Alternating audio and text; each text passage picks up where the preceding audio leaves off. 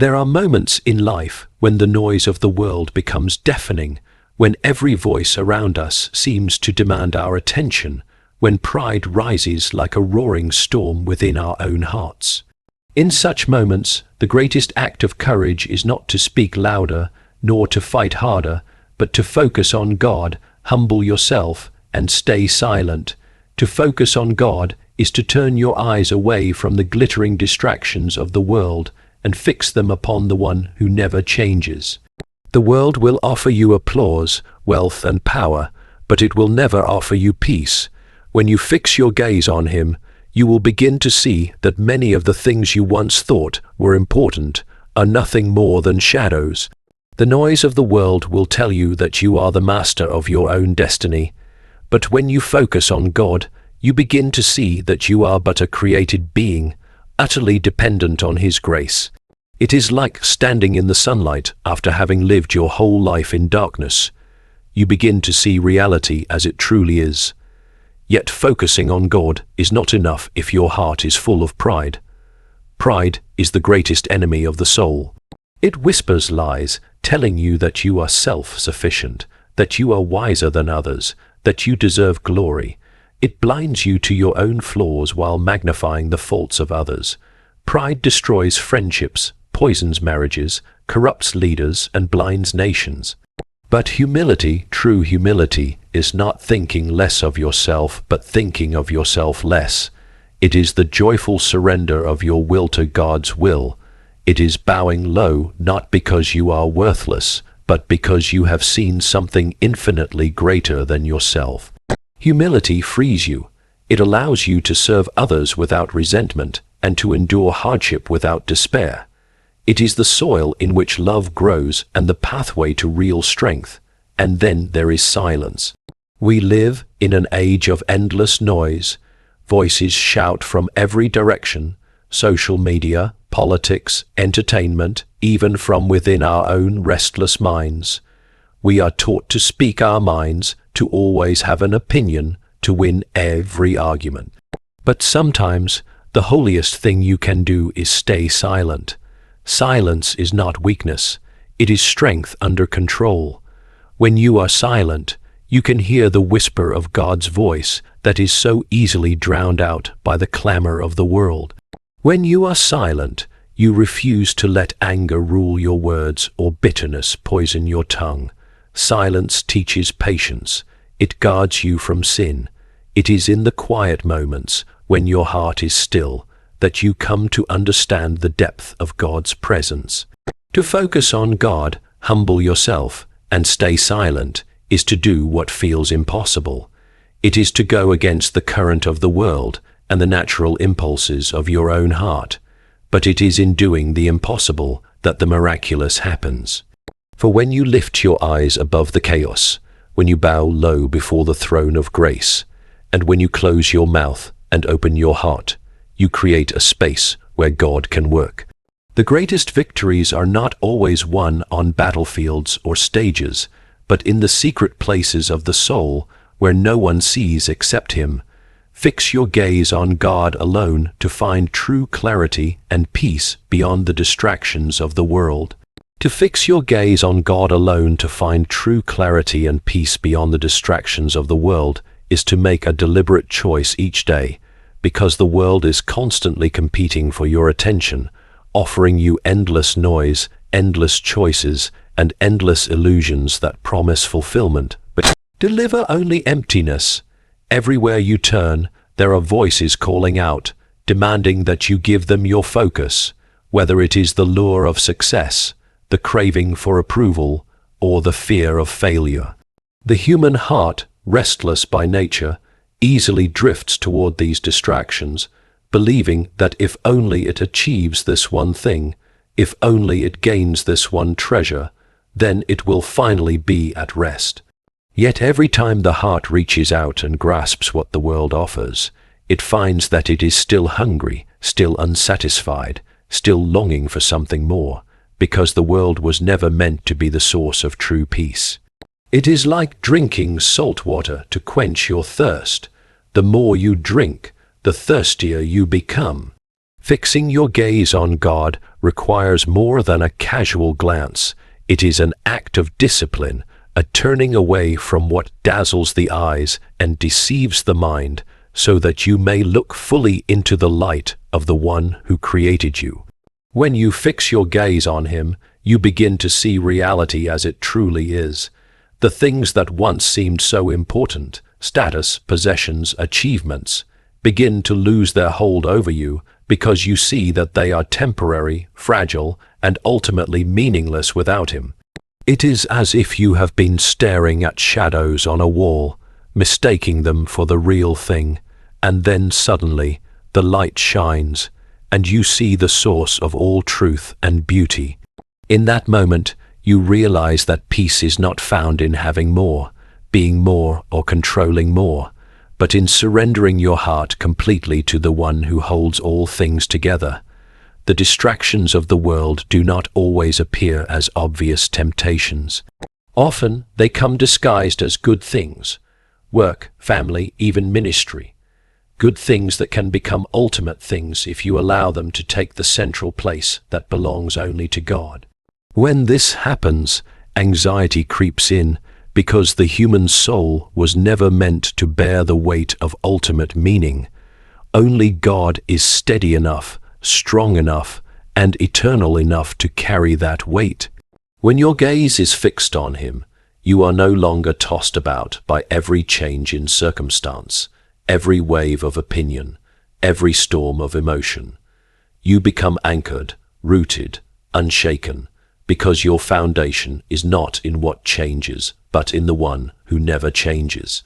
Focusing on God also brings clarity, because his light exposes what is hidden and reveals the truth. When you are consumed by the world's noise, your vision becomes clouded, your priorities distorted, your decisions driven by fear or pride. But when you quiet your soul before him and set your mind on his word, you begin to discern what is right and what is wrong, what is essential and what is trivial.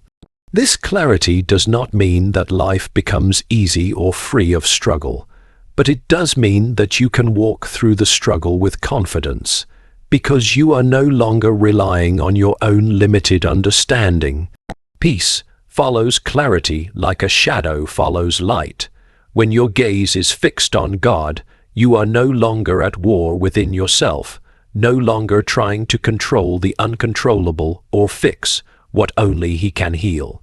The storms may rage around you, but within there is a calm that defies explanation. This peace is not dependent on circumstances. It flows from the unchanging presence of God himself. It is a peace that the world cannot give and cannot take away, a peace that guards your heart and mind even when everything else seems to be falling apart. Defeat pride by embracing true humility and surrendering your will to God's will. Defeating pride by embracing true humility and surrendering your will to God's will begins with an honest recognition of the battle that rages within every human heart. Pride is subtle and deceitful, often hiding beneath layers of good intentions or cloaked in the appearance of virtue. It whispers that you are strong enough to stand on your own, wise enough to make your own way, deserving of praise and recognition. It feeds on comparison, convincing you to measure your worth against others, to seek validation in their failures or their admiration. Pride builds a throne in the center of your soul and demands that everything and everyone, including God, bow before it. It blinds you to your own weaknesses while magnifying the faults of those around you, leaving you restless, dissatisfied, and always striving for more. Humility is the only force strong enough to break pride's grip, but humility is not self-hatred or pretending that you are insignificant. True humility begins with seeing yourself accurately in the light of God's greatness. It is the realization that every breath you take, every gift you have, every moment of your life is sustained by his grace. When you stand before the infinite holiness of God, pride crumbles, because you see how small and fragile you truly are, and yet you also see how deeply loved you are. This is the paradox of humility. You are nothing without him, but in him you are valued beyond measure. To embrace humility is to willingly step off the throne of your life and surrender it to God. It is to admit that your own plans, as brilliant as they may seem, are limited and flawed compared to his perfect wisdom. Surrender does not mean passivity or despair. It is an active trust, a deliberate laying down of your own will so that his will may be done. This surrender is costly because pride will fight to its dying breath. It will argue, bargain, and resist, insisting that you know best. But when you finally bow before God and let go of your need to control, you discover that surrender is not loss, but gain. It is the doorway to freedom, for you are no longer burdened by the impossible task of being your own master. Humility changes the way you relate to others as well. Pride isolates, always seeking to be above others, to prove superiority, to demand recognition. It turns relationships into competitions and conversations into battlegrounds. Humility, on the other hand, opens the door to genuine connection because it removes the mask of self-importance and allows you to see others as they truly are, fellow image bearers of God, equally in need of grace. When you are humble, you can serve without resentment, forgive without hesitation, and love without condition, because you are no longer trying to protect your own status or defend your own ego. Defeating pride is not a one-time victory, but a daily battle. The world celebrates pride, praising those who assert themselves, demand their rights, and chase their ambitions at any cost. To walk the path of humility is to go against the current of culture and even against the inclinations of your own heart. It requires constant vigilance, continual prayer, and a willingness to be corrected. Every act of humility, every time you choose to listen rather than speak, to serve rather than be served, to obey rather than rebel, is a blow against the kingdom of pride. The more you practice humility, the more you find that it brings a deep and lasting peace. Pride is exhausting because it always demands more praise, more power, more control.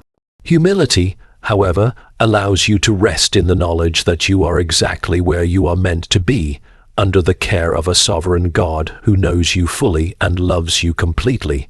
In surrendering your will to his, you are not diminished, you are made whole. Practice silence to hear God's voice and guard your heart from sin and chaos. Practicing silence to hear God's voice and guard your heart from sin and chaos is a discipline that feels unnatural in a world that thrives on noise. Everywhere you turn, there are voices speaking, shouting, and demanding to be heard. The noise comes from the outside in the form of constant chatter, arguments, entertainment, and endless streams of information, and it comes from within in the form of anxious thoughts, racing desires, and restless emotions. This relentless noise creates confusion and unrest, making it almost impossible to discern what is true, what is good, and what is necessary. Silence becomes not just a spiritual exercise, but a lifeline, a way of stepping out of the storm so that you can hear the whisper of God's voice. Silence is difficult because it confronts you with yourself. When the noise fades, there is nothing to distract you from the condition of your own heart. Many avoid silence for this very reason, fearing the stillness because it exposes the wounds, sins, and fears they have tried to bury. But it is in that very stillness where healing begins, because only in silence can you truly bring your heart before God without pretense. In the quiet, there is no stage to perform on, no audience to impress, only you and the one who sees everything as it really is. It is there, in the absence of distractions, that you begin to hear his gentle guidance, his correction, and his assurance of love. Staying silent is also an act of self-control, especially when anger or pride tempts you to speak hastily. Words have the power to wound deeply, to destroy relationships, to ignite conflicts that may take years to mend. When you choose silence instead of reacting in the heat of the moment, you are guarding both your own soul and the hearts of others. This kind of silence is not weakness but strength under restraint. It is the recognition that not every thought needs to be spoken, not every argument needs to be won, not every injustice needs to be addressed immediately in your own strength. Silence gives space for wisdom to grow, for tempers to cool, and for God to act in ways you cannot see. The world teaches that to be silent is to be irrelevant, that you must always express your opinion, always defend yourself, always make your presence known. But the wisdom of God is different. Silence can be a powerful form of trust, a way of saying, I will not strive to prove myself because I believe God is my defender. It is a way of stepping back and acknowledging that His timing is perfect and His justice is complete. This kind of silence requires faith because it means relinquishing control and refusing to let fear dictate your words. Silence also prepares the soul to receive divine truth. When the heart is cluttered with noise, even good and noble words can be lost in the chaos. But when the heart is quiet, the smallest whisper from God can be heard clearly. Just as a seed needs still soil to take root and grow, so too the word of God needs the fertile ground of a quiet heart. This does not mean that you must withdraw from the world completely, but it does mean that you must intentionally create moments of stillness in your life, spaces where the distractions are set aside, and His voice can be the only sound that matters. In the discipline of silence, you learn to listen not only to God, but also to the unspoken needs of others. When you resist the urge to speak and instead give your full attention, you begin to notice the pain, hope, and longing hidden behind their words. Silence becomes a form of love, a way of truly seeing and understanding those around you. It transforms relationships because it shifts the focus away from your own need to be heard and toward the deeper calling to serve and to care. The practice of silence ultimately strengthens your spiritual defenses. When your life is filled with noise, sin can creep in unnoticed, disguised as harmless distractions or justified outbursts. But in silence, you become aware of those subtle temptations and can confront them before they take root. The quiet acts as a guard, revealing what is hidden and keeping chaos at bay. Through silence, you create a sacred space where God's presence brings order to the disorder, light to the darkness, and peace to the turmoil of the soul.